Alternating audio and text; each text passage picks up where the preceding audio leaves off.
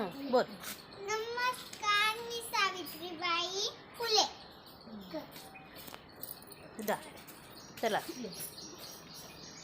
मी जिजाऊ शिवाजी महाराजची आई.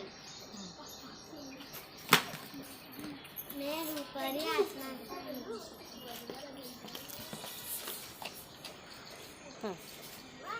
सांगा.